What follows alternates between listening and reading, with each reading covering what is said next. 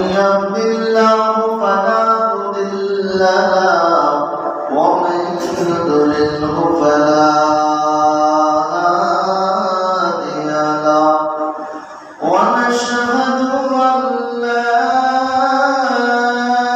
إله إلا الله وحده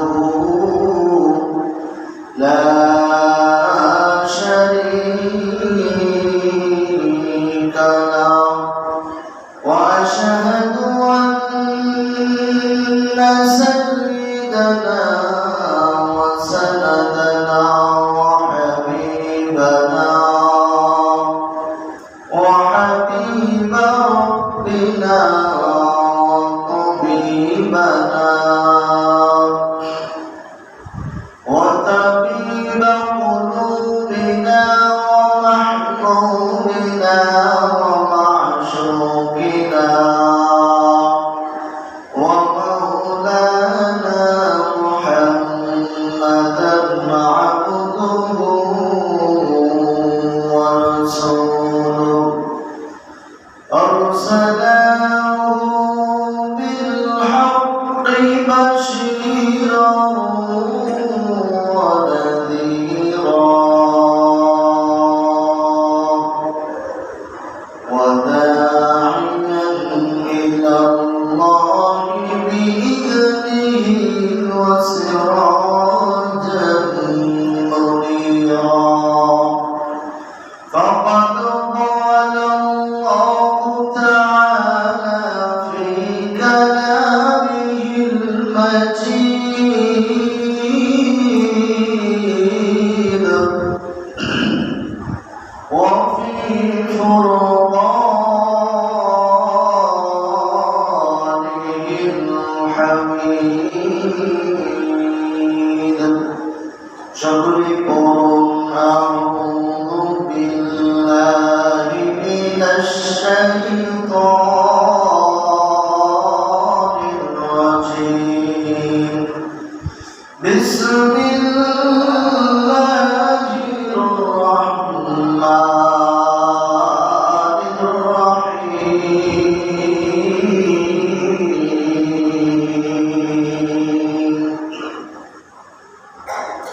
يا أيها الذين آمنوا كتب عليكم الصيام كما كتب على الذين من قبلكم لعلكم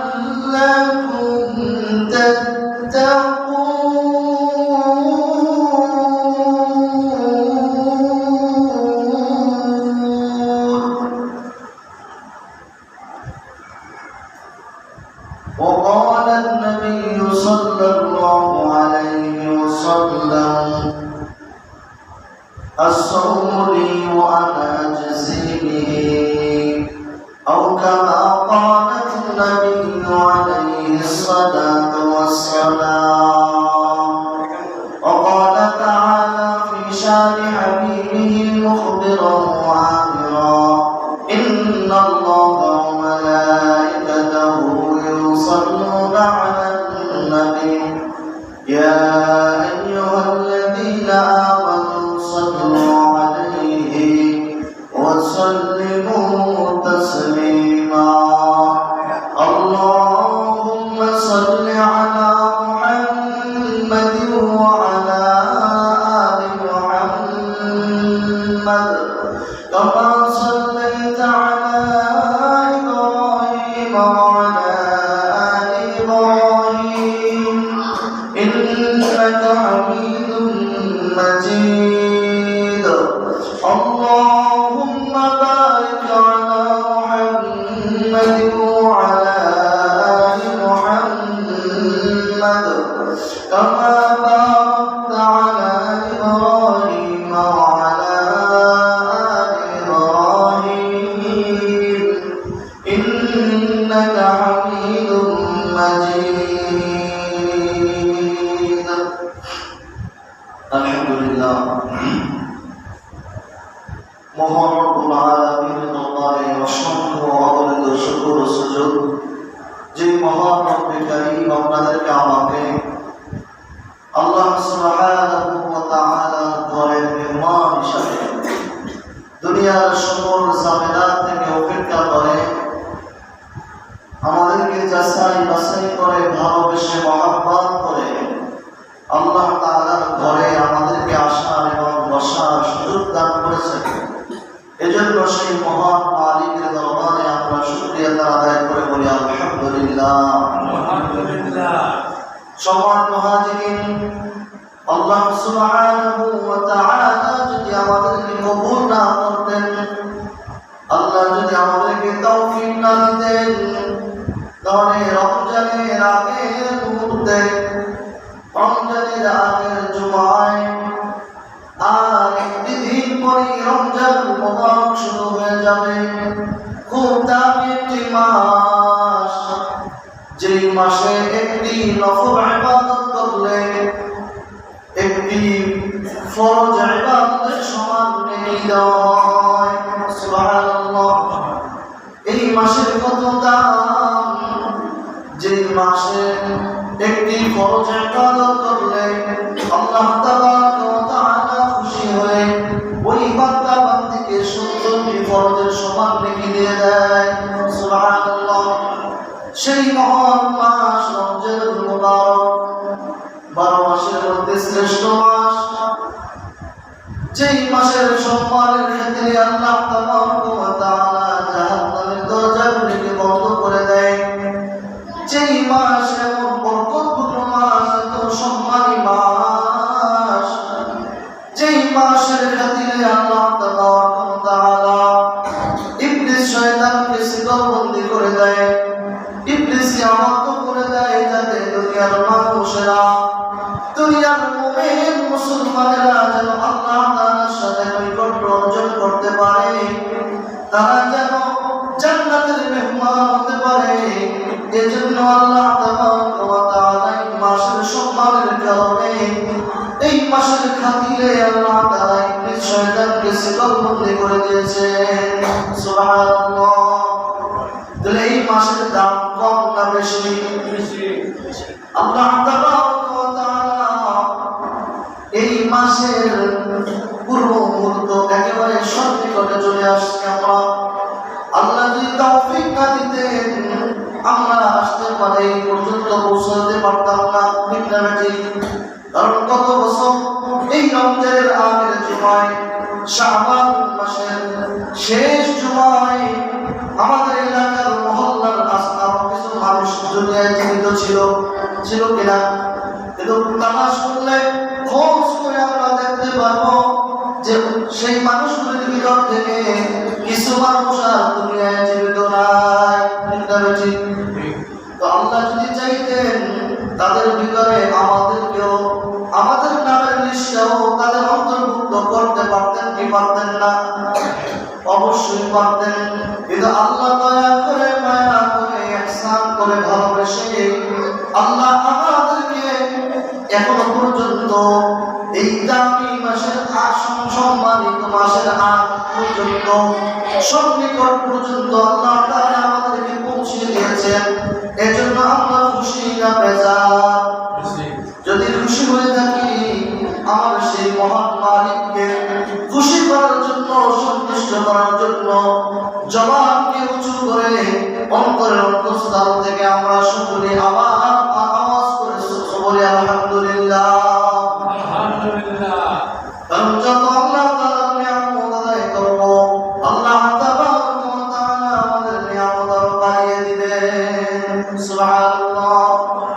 তো যাই হোক, আমি যে আয়াতুল কারীম আপনাদের সামনে তেলাওয়াত করেছি, কোরআনুল কারীম থেকে, মহাগ্রন্থ পবিত্র কোরআনুল কারীম আমাদের জন্য আল্লাহ নাযিল করেছেন, আমাদের পথ প্রদর্শক। ঠিক না ঠিক? এই আমাদের পথ প্রদর্শক কোরআনুল কারীম থেকে আল্লাহ সুবহানাহু ওয়া তাআলা নবীর বাণী থেকে আমি একটি আয়াত কারিমা তেলাওয়াত করেছি। সেই আয়াত কারিমাটা হচ্ছে সূরাতুল বাকারা, কোরআন শরীফের সবচেয়ে যত সূরা সবচেয়ে বড় সূরা সূরাতুল বাকারা থেকে 183 নম্বর আয়াত। কত নম্বর আয়াত? 183 নম্বর আয়াতে কারিমা আমি আপনাদের সামনে তেলাওয়াত করেছি। আল্লাহ সুবহানাহু ওয়া তাআলা কোরআনুল কারীমে বিভিন্ন জায়গায় আল্লাহ আদর করে ভালোবেসে মুমিনদেরকে ডাক দিয়েছেন।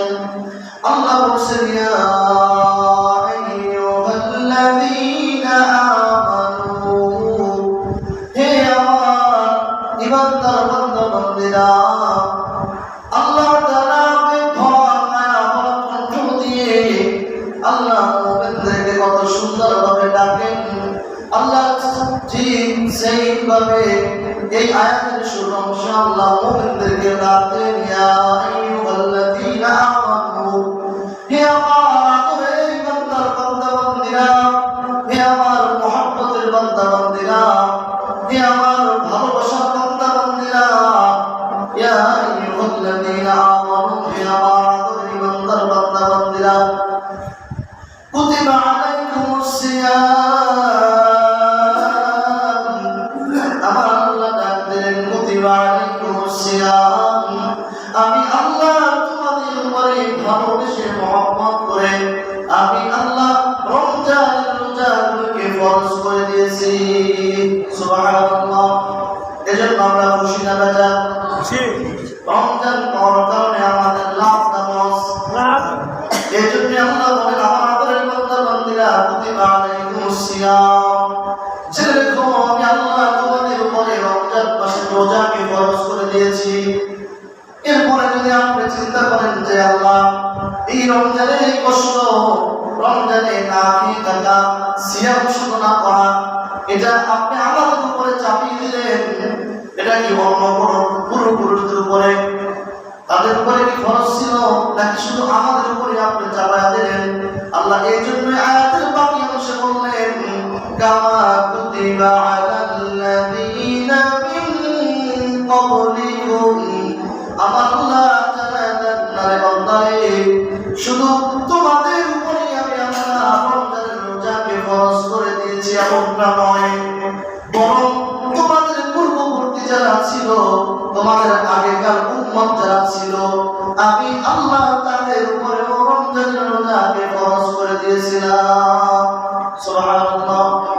এজন্য আমাদের জবাব আল্লাহ দিয়েছে, আল্লাহ আমাদের জবাব আগে দিয়ে দিয়েছেন যে শুধু তোমাদের উপরে রোজা ফরজ করেছি, চাপিয়ে দিয়েছি এমনটা নয়, বরং তোমাদের আগেকার যারা মানুষের উম্মত ছিল, নবী তাদের উপরেও আমি আল্লাহ রমজানের রোজাকে ফরজ করেছিলাম। সুবহানাল্লাহ। এখন বলতে পারেন, এখন যদি প্রশ্ন করেন আল্লাহ কেন রোজা ফরজ করলেন, রোজার কারণে আমরা কি উপকৃত হব, আমাদের লাভ কি? ঠিক না ঠিক? প্রশ্ন আসতে পারে কিনা? কারণ দুনিয়ার মানুষ আমরা যে কোনো কাজ করি না কেন, ওই কাজ করার আগে আমরা চিন্তা করি এই কাজ করার পরে আমার লাভ কি হবে, ফলাফল কি হবে, আমি এই কাজ করলে কি পাবো, আমার কি ফায়দা হবে, আমার কি লাভ হবে। এখন এই জন্য আল্লাহ আগে জানিয়ে দিয়েছেন যে বান্দা তুমি যদি প্রশ্ন করো যে আল্লাহ এই যে একটি মাস আমি তোমার জন্য রোজা রাখবো, দিনের বেলা সকাল থেকে সন্ধ্যা পর্যন্ত, সূর্যোদয় থেকে শুরু করে সবে সাদেক থেকে শুরু করে সূর্যাস্ত পর্যন্ত আমি তোমার জন্য খানা পিনা এবং স্ত্রী বিরোধ থেকে আমি তোমার জন্য বিরত থাকবো, এটার মাধ্যমে এই যে কষ্ট করবো আমার লাভ কি হবে, আমার ফায়দা কি হবে। এজন্য আল্লাহ তাআলা জানালেন লাআল্লাকুম তাত্তাকুন। আল্লাহু আকবার। আমার আল্লাহ জানালেন লাআল্লাকুম তাত্তাকুন, তোমরা যে এই যে একটি মাস রোজা রাখবা, সিয়াম সাধনা করবা, এই রোজার মাধ্যমে তোমাদের তাকওয়া অবলম্বন হবে। সুবহানাল্লাহ। তাকওয়া কি? আল্লাহ যে বলেন লাআল্লাকুম তাত্তাকুন, তোমরা তাকওয়া অর্জন করতে পারবা, তোমরা মুত্তাকি হতে পারবা। মুত্তাকি কাকে বলা হয়? তাকওয়া কাকে জিনিস বলে? তাকওয়া তাকওয়া হচ্ছে খোদা ভীতি, আল্লাহর ভয়। কি? আল্লাহর ভয়। এজন্য দেখেন না, রমজান মাস আসলে মানুষের মধ্যে পরিবর্তন আসে কি আসে না? যে লোকটা রমজানের বাইরে নামাজ পড়ে না, কিন্তু রমজান মাস আসলে দেখা যায় নামাজ ছাড়ে না।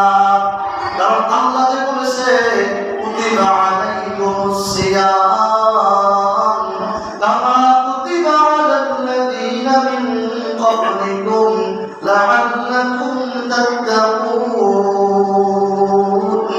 আমি আল্লাহ রমজানের রোজা ফরজ করেছি, শুধু তোমাদের উপরই ফরজ নয়, বরং তোমাদের আগেকার মানুষের উপরে রোজা ফরজ ছিল। কেন ফরজ ছিল? লাআল্লাকুম তাত্তাকুন। আমি আল্লাহ এই জন্য ফরজ করে দিয়েছি, রোজার মাধ্যমে বান্দা তোমরা মুত্তাকি হতে পারবে। সুবহানাল্লাহ। আর মুত্তাকি হলে নাম কি? আল্লাহ বলেন মুত্তাকিরাই তো জান্নাতে যাবে। সুবহানাল্লাহ। কারণ আল্লাহ কোরআনের অন্য আয়াতে বলেছেন যে ইয়া আইয়ুহাল্লাযীনা আমানু, আল্লাহ বলেন হে ঈমানদারেরা, ইয়া আইয়ুহাল্লাযীনা আমানু তাকুল্লাহ, ইত্তাকুল্লাহ, আমি আল্লাহকে ভয় করো। আল্লাহর ভয় যে এই যে খোদাভীতি, ইত্তাকুল্লাহ, এটার নাম হচ্ছে খোদাভীতি, তাকওয়া। আর এই তাকওয়ার উপরে চলতে চলতে বান্দা মুত্তাকি হয়ে যায়। যখন বান্দার মধ্যে আল্লাহর ভয় চলে আসে, যখন বান্দির মধ্যে আল্লাহর ভয় চলে আসে, ওই বান্দি আর গুনাহ করতে পারে না। কারণ সে চিন্তা করে আমার আল্লাহ সব দেখে, আমার আল্লাহ সব জানে, আমি আল্লাহর আদালতের সামনে আমাকে জবাবদিহি করতে হবে। কালকে আমাদের কঠিন মুসিবতের দিনে আমি আল্লাহর সামনে দাঁড়িয়ে আমাকে হিসাব নিকাশ দিতে হবে। আর খোদার কাছে যদি আমি হিসাবের মধ্যে গরমিল পেয়ে যাই, আমি যদি হিসাবের মধ্যে আমি ঠকে যাই, তাহলে ওই যে অনন্তকাল আল্লাহ তাআলা যে জাহান্নাম বানিয়ে রাখছে, আল্লাহ তে বলছে খুযুহু ফাকুল্লু সুম্মাল জাহিম সাল্লু সুম্মা ফি সিলসিলাতিন যারউহা সাবউনা দিরান ফাসলুকু। আল্লাহ কিয়ামতের ময়দানে আল্লাহ অর্ডার করবেন, ফেরেশতাদেরকে ডাক দিয়ে বলবেন খুযুহু ফাকুল্লু, ধরো নাফরমানকে ধরো, শিকার করিয়ে দাও, বেরিয়ে পড়িয়ে দাও। সুম্মাল জাহিম সাল্লু, বেরিয়ে পড়ার পরে বাড়ি জাহান্নামীকে শিকলবন্দি করার পরে খুযুহু ফাকুল্লু সুম্মাল জাহিম সাল্লু, এই জাহান্নামীকে জাহান্নামে নিক্ষেপ করো। নাউযুবিল্লাহ। আল্লাহ বলেন সুম্মা ফি সিলসিলাতিন যারউহা সাবউনা দিরান ফাসলুকু। জেনে রেখো ওই যে শিকলবন্দি করা হবে, তোমাদেরকে যে শিকল দিয়ে আবদ্ধ করা হবে, জাহান্নামের শিকল। আল্লাহ বলেন শিকলটা কত বড় হবে জানো? সুম্মা ফি সিলসিলাতিন যারউহা সাবউনা দিরান ফাসলুকু। ওই শিকলটা হবে এত বড়, 70 হাত লম্বা হবে জাহান্নামের শিকলটা। নাউযুবিল্লাহ। ওই শিকলটা দিয়ে জাহান্নামের পিছনে রাস্তা দিয়ে ঢুকায়া মাথার দিক থেকে বের করিয়া এরকম জাহান্নামীকে মোড়ায়া বেচায়া, যেরকম আমরা যেরকম মুরগি পোড়াই, মুরগির পিছনে রাস্তা দিয়ে ঢুকায়া মাথার দিক থেকে বের করিয়া, তারপর দেখা যায় যারা রেস্টুরেন্টের মধ্যে গ্রিল যে পোড়ানো যে মেশিন থাকে, ওই রড দিয়ে এমন ভাবে তাকে পোড়ানো হয়, পোড়ার কারণে মুরগির ঠ্যাংগুলি, মুরগির পাগুলি, ডানাগুলি, পাখনাগুলি এরকম বেঁকা হয়ে যায়, একেবারে আঁকা বাঁকা হয়ে যায়। ঠিক জাহান্নামীকে যখন জাহান্নামের শিকল দিয়ে এভাবে পিছনের রাস্তা দিয়ে ঢুকে মাথা দিক থেকে বের করে, আল্লাহর আদেশ হয়ে ফেরেশতারা যখন তাদেরকে এই 70 হাত শিকল দিয়ে তাদেরকে আবদ্ধ করে ফেলবে। আল্লাহু আকবার। তারপর আল্লাহ যে অর্ডার করেছেন খুযুহু ফাকুল্লু সুম্মাল জাহিম সাল্লু, তাদেরকে জাহান্নামে নিক্ষেপ করা হবে। তারা জাহান্নামে জ্বলতে জ্বলতে আর তাদের সমস্ত গায়ের চামড়া বস্তুগুলি কয়লা হয়ে যাবে, তাদের হাড্ডিগুলি পর্যন্ত কয়লা হয়ে যাবে, কিন্তু মানুষ মরবেও না, বাঁচবেও না। কি অবস্থাটা হবে? দুনিয়াতে মানুষ যদি কোনো মানুষকে আগুনে ফেলে দেওয়া হয়, কিছুক্ষণ পরে জ্বলতে জ্বলতে পুরো সালখার হয়ে দুনিয়া থেকে বিদায় হয়ে যায়, ঠিক না বেঠিক? কিন্তু জাহান্নামে কোনো মরণ নাই, কারণ মানুষের মৃত্যু একবারই স্পর্শ করবে।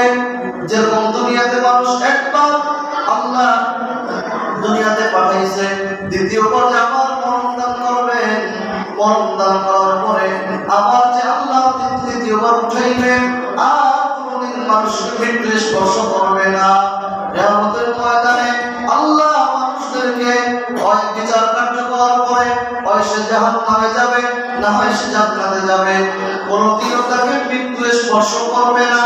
তার চলতে চলতে শাস্তি ভোগ করতে গেলে সমস্ত চামড়া বস্তুগুলি খসিয়া যাবে, সব কয়লা হয়ে যাবে, আবার নতুন চামড়া বস্তু আসিয়া ভরিয়া যাবে। নাউযুবিল্লাহ। কিন্তু তারপর কোনদিন মৃত্যু আসবে না, শুধু আযাব আর আযাব। এজন্য আল্লাহ বলছে, কুতিবা আলাইকুমুস সিয়াম কামা কুতিবা আলাল্লাযীনা মিন ক্বাবলিকুম লাআল্লাকুম তাত্তাকুন। বান্দা বান্দি, যদি তোমরা রোজা আমি দিয়েছি, এই রোজার মাধ্যমে তোমরা মুত্তাকি হতে পারবে, লাআল্লাকুম তাত্তাকুন, তোমরা মুত্তাকি হতে পারবে। আর মুত্তাকিদের জন্য তো আমি আল্লাহ জান্নাত দান করে গেছি। সুবহানাল্লাহ। তাহলে আমরা জান্নাতে যাওয়ার জন্য একটা সবচেয়ে একটা সহজ মাধ্যম, বড় মাধ্যম পাইলাম আমরা কি? রোজা। আল্লাহ যে রোজাকে ফরজ করেছেন, কারণ এই রোজা মাস এত বরকতপূর্ণ মাস। আমি আগেই বলেছিলাম যে রমজানে একটা ফরজের ইবাদত রমজানের বাহিরে 70টা ফরজের সমান নেকি দেওয়া হয়। সুবহানাল্লাহ। আর রমজানে একটি নফল ইবাদত রমজানের বাহিরে একটি ফরজ ইবাদতের সমান নেকি দেওয়া হয়। সুবহানাল্লাহ। আর শত শত নফল একত্রিত করলেও একটা ফরজের সমান হয় না। সুবহানাল্লাহ। তাহলে এত লাভ হওয়ার পরেও কিছু মানুষ আছে, কিছু ইমানদার পুরুষ এবং নারী আছে, যারা রোজা রাখতে চায় না। এবং রোজা তো রাখে তো রাখেই না, বরং আল্লাহর সাথে তারা গাদ্দারিপূর্ণ কথা বলে রোজা রাখবো কেন? আমাদের কি ভাতের অভাব আছে নাকি? আমাদের কি চালের অভাব আছে নাকি? আমরা কেন রোজা রাখবো? এরকম এক শ্রেণীর মানুষ কথা বলে কি বলে না? কোন ইমানদার যদি তার জবাব দিয়ে এরকম কোন কথা বলে যে আমার কি ঠেকা পড়ছে নাকি, আমি কেন রোজা রাখবো, আমার কি ভাতের অভাব আছে নাকি, এই টাইপের যদি কোনো কথা বলে, তাহলে তার ঈমান থাকতে পারে না। আর তার ঈমান থাকবে না বাবা, তার কোন ইবাদত আল্লাহর দরবারে কবুল হবে না। এজন্য এরকম কোন কথা যেন আমাদের জবান থেকে বের না হয়, বরং রমজানের প্রতিটি রোজা যেহেতু আর একটি দিন বাকি আছে, এখন থেকেই আমাদের প্রত্যেককে পাক্কা নিয়াত করতে হবে, খালেস নিয়াত করতে হবে, প্রতিজ্ঞাবদ্ধ করতে হবে যে বিগত বছরে আমরা কি করছি জানি না, কিন্তু এই বছরে আমরা একটি রোজাও আমাদের জ্ঞান থাকতে, আমাদের হুঁশ থাকতে, আমরা সুস্থ থাকতে আমরা একটি রোজাও ছাড়বো না। রাজি আছেন সবাই? এরকম পাক্কা নিয়াত আমাদের করতে হবে। আমার যুবক ভাইয়া, আমার মা বোনেরা, আল্লাহ তাবারক ওয়া তাআলা আমাদেরকে খাওয়াইতেছেন, খাওয়াইতেছেন, একটি বছর আমাদেরকে দান করেছেন। 12 মাসের মধ্যে আল্লাহ তাআলা চাইলে 12 মাস আমাদেরকে রোজা ফরজ করতে পারতেন। এই ক্ষমতা আল্লাহর আছে কি না? যেরকম 12 মাস আমরা নামাজ পড়ি, আমরা করি না? তো আল্লাহ যদি অবধারিত করতেন, হে বান্দা, সৃষ্টি তো করেছি আমি, তো গোলামি তো আমারই করবে, তোমাদেরকে 12 মাস রোজা রাখতে হবে, তখন তো আমাদের কিছু উপায় ছিল না। যদি আমরা জান্নাতে যেতে চাইতাম, তাহলে অবশ্যই আমাদেরকে 12 মাস রোজা রাখতে হতো, ঠিক না? কিন্তু আল্লাহ ইহসান করছে, আল্লাহ আমাদেরকে উপরে দয়া করছেন, আল্লাহ আমাদেরকে 12 মাস রোজা রাখা ফরজ করেন নাই। আল্লাহ বলেন, বান্দা, শুধু একটি মাস আমি আল্লাহ তোমাদেরকে রোজা ফরজ করেছি, তাও বান্দা আমার জন্য নয়, এটা তোমাদের জন্য। লাআল্লাকুম তাত্তাকুন। এই রোজার মাধ্যমে বান্দা তোমাদের মধ্যে আল্লাহর ভীতি চলে আসবে, তোমাদের মধ্যে তাকওয়া অর্জন হবে, তোমাদের জান্নাতে যাওয়ার পথ সহজ হবে। সুবহানাল্লাহ। এই জন্য তো আমি আল্লাহ তোমাদের রমজান দিয়েছি। এটা তো আখিরাতের। এবং ডাক্তারের দিক থেকেও ডাক্তাররাও বলে যে রোজা মানুষের শারীরিকের জন্য বিশাল বড় উপকার। কারণ একটা মানুষ, একটা মিশিক দুনিয়াতে যদি আপনি একটা মেশিন দেখেন, একটা মেশিন চলতেছে, তাহলে এই মেশিনটা দেখা যায় এক সময় অকেজ হয়ে যাওয়ার সম্ভব। এটার একটা রেস্টের প্রয়োজন আছে। একটা মেশিন 10 ঘন্টা, 5 ঘন্টা, 8 ঘন্টা, 12 ঘন্টা চলার পরে একে একটু বিরতি দিতে হয়, কারণ এর লোড আর নিতে পারে না, এই সমস্ত পার্টসগুলি গরম হয়ে যায়, তখন তাকে একটু রেস্ট দিতে হয়। যারা মেশিন চালায়, যারা ইঞ্জিন চালাইতে কিছুক্ষণ পরে ইঞ্জিনকে একটু বিরতি দেয়।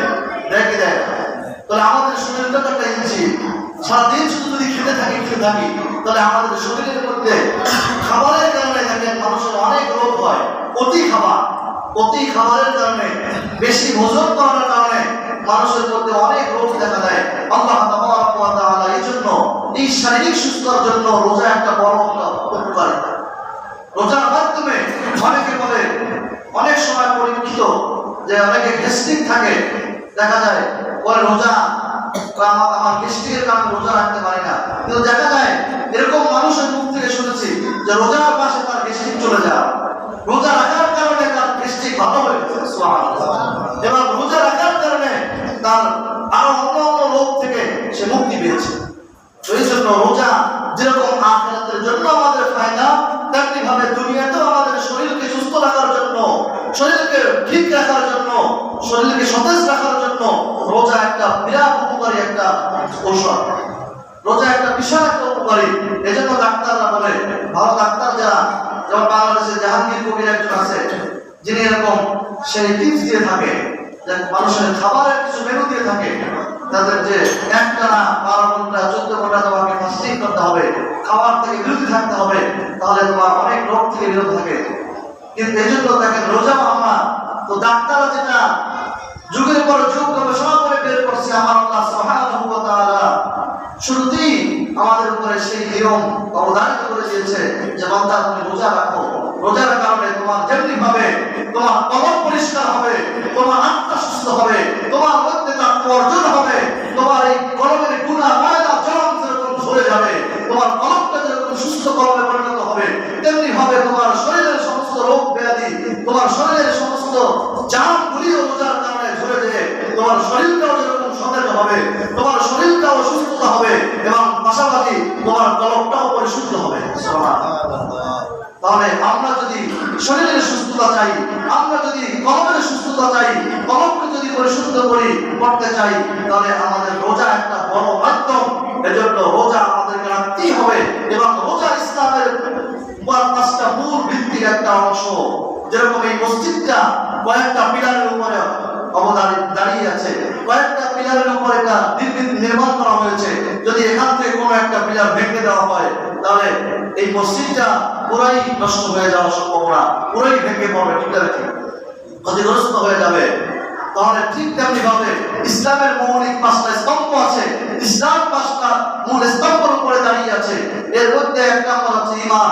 আর যেহেতু আমরা সবাই এখানে মুসলমান, অতএব আমাদের এই 1 নম্বর শর্ত আমরা সবাই পালন করেছি, যেটা আমরা সবাই মুমিন, আমরা মুসলমান। 2 নম্বরে হলো 5 ওয়াক্ত নামাজ, এটা ইসলামের মূল ভিত্তি। 3 নম্বরে হলো রমজান মুবারকের রোজা।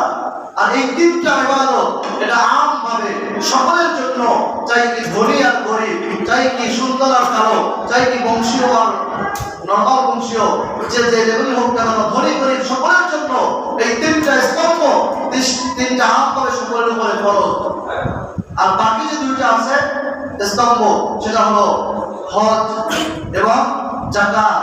এই যাকাত আর হজ হলো এটা মালের সাথে সম্পৃক্ত। আল্লাহ যাদেরকে মাল দান করবে, আল্লাহ যাদেরকে মালিক নিসাব বানাবে, সম্পদের মালিক বানাবে, তাদের উপরে আল্লাহ তাআলা এই দুইটাকে খরচ করেছেন। যারা যাকাতের মালিক হবে তাদেরকে বছরে একবার আল্লাহ হুকুম মতো 70-80% হারে যাকাত দিতে হবে। এটা যাদের সম্পদ হবে, মালিক নিসাব পরিমাণ মালের মালিক হবে, তাদের উপরে খরচ। আর হজটাও যাদের এরকম ভাবে যাতায়াতে এখন 6 লক্ষ টাকা লাগে, 6 লক্ষ টাকার মালিক যাতে হবে, নিজের ঘরের খাওয়ান খোরাক দেওয়ার পরে এবং শারীরিক সুস্থতা থাকলে, আর যদি এরকম 6 লক্ষ টাকা থাকে, হজে যাওয়া আসার মতো খরচ তার থাকে, তার উপরে জীবনে একবার মাত্র আল্লাহ তাআলার ঘর জিয়ারত করা ফরজ। তাহলে এই 2টা হলো টাকার সাথে সম্পৃক্ত, মালের সাথে সম্পৃক্ত। কিন্তু বাকি যে 3টা আগে ছিল, যেটা 1 নম্বর ঈমান, 2 নম্বর হচ্ছে নামাজ, 3 নম্বরে রোজা। যে রোজা আমাদের একেবারে সন্নিকটে চলে আসছে, আর একদিন পরেই আমাদের রমজান মুবারক বরকতের মাস শুরু হয়ে যাবে। যেই মাসের সম্মানের কারণে আল্লাহ জাহান্নামের দরজাগুলিকে বন্ধ করে দিয়ে দিবেন। যেই মাসের খাতিরে, যেই মাসের মর্যাদার খাতিরে আল্লাহ সুবহানাহু ওয়া তাআলা ইবলিস শয়তানকে আমন্ত্রণ করে দিবেন, শিকল বন্দী করে দিবেন, যাতে মুমিন মুসলমানরা মুত্তাকি হতে পারে। সুবহানাল্লাহ। তাহলে এই মাসের ফজিলত কত বেশি, এজন্য আমরা এই মাসের রোজা সবাই রাখবো ইনশাআল্লাহ। যদি না রাখি তাহলে কি আযাব! আল্লাহু আকবার। আল্লাহর ফরজ বিধান যদি কেউ লঙ্ঘন করে তার উপরে কঠিন থেকে কঠিন আযাব অবধারিত হবে। এবং যে ব্যক্তি রোজা রাখবে, আল্লাহ বলে, আল্লাহ রাসূল হাদিসের মধ্যে বলেন, আস-সাওমু লি ওয়া আনা আজসি বিহি। আমার আল্লাহ রাসূল হাদিসে কুদসির, আল্লাহ তাআলা হাদিসে কুদসির মধ্যে জানায় দেন, আস-সাওমু লি ওয়া আনা আজসি বিহি। যে নাকি রোজা রাখে, আল্লাহ নিজেই বলে রোজা আমার জন্য। রোজা কার জন্য? আল্লাহ বলে রোজা আমার জন্য। কারণ রোজার মধ্যে কোনো লৌকিকতা নাই, রোজার মধ্যে কোনো অহংকারী নাই। কারণ বান্দা চাইলে পানির মধ্যে ডুব দিয়ে পানি পান করতে পারে, দুনিয়ার কেউ দেখবে না। যদি বান্দা চায় ঘরের দরজা বন্ধ করে খাওয়া পিনা খাবে, কেউ জানবে না, এলাকার মানুষ সবাই জানবে এই ব্যক্তি রোজাদার। কিন্তু সে তো ঘরের দরজা বন্ধ করে গোপনে পানাহার করেছে, সেটা তো কেউ দেখে নাই। কিন্তু আল্লাহ বলেন, তারে বান্দা, তারে ফেরেশতারা শোনো, আমার বান্দা ঘরের দরজা বন্ধ করেও খায় নাই, লোক পানির ভিতরে ডুব দিয়েও পানি পান করে নাই। এই চৈত্র মাসের গরমে তার প্রাণটা ছটফট করছে পানির পিপাসায়, একেবারে মুমূর্ষ অবস্থা। তারপরে আমার বান্দা দুনিয়ার কেউ দেখে নাই, কিন্তু আমাকে ভয় করে আমার বান্দা পানি পান করে নাই। এজন্য আল্লাহ তাআলা জানায় দেন হাদিসে কুদসির মধ্যে, আস-সাওমু লি ওয়া আনা আজসি বিহি। আমার বান্দা রোজা রেখেছে একমাত্র আমাকে সন্তুষ্ট করার জন্য। অতএব আমি আল্লাহ ঘোষণা করলাম, আমি আল্লাহ এই রোজার পুরস্কার আমি কোনো ফেরেশতা দিয়ে দেব না, আমি কোনো নবীর মাধ্যমে দেব না, কোনো ফেরেশতার মাধ্যমে দেব না। এই রোজার যে পুরস্কারটা আমি আল্লাহ স্বয়ং নিজ কুদরতি হাতে দান করব। সুবহানাল্লাহ। তাহলে আমরা যদি আল্লাহর কুদরতি হাত থেকে কালকে আমাদের কঠিন মুসিবতের দিনে যদি আমরা পুরস্কার গ্রহণ করতে চাই, তাহলে আমাদেরকে অবশ্যই রমজানুল মুবারকের আল্লাহ তাআলার এই পুরো মাসব্যাপী রোজা আমাদেরকে রাখতে হবে। কারণ আল্লাহ তাআলা নামাজের বেলাও এই কথা বলে নাই যে আমি নামাজের পুরস্কার আমি নিজ হাতে দেব, কিন্তু রোজার বেলা আল্লাহ বলছে রোজা একমাত্র আমার জন্য। কারণ মানুষ নামাজও পড়ে লোক দেখানোর জন্য, মানুষ নামাজও পড়ে সমাজের চাপে, কিন্তু রোজা মানুষ সমাজের চাপে করে না, রোজা একমাত্র আমার জন্য করে। আর এই পুরস্কারটাও আমি আল্লাহ নিজ হাতে দেব। সুবহানাল্লাহ। আর আল্লাহ যত বড়, আল্লাহর পুরস্কারটাও তত বড় হবে। দুনিয়াতে দেখা যায় চেয়ারম্যান সবচেয়ে পুরস্কার দেয়, তার চাইতে এমপি সাহেবের পুরস্কারটা আরো অনেক বড় হয়। এমপি সাহেব যেই মানের তার পুরস্কারটা যেরকম হয়, যদি কোনো মন্ত্রীর কাছ থেকে কেউ পুরস্কার গ্রহণ করে তার পুরস্কারটাও সেই মানের হয়। ঠিক না? ঠিক। আর মন্ত্রীর চাইতে যদি কোনো প্রধানমন্ত্রী যদি কাউকে পুরস্কৃত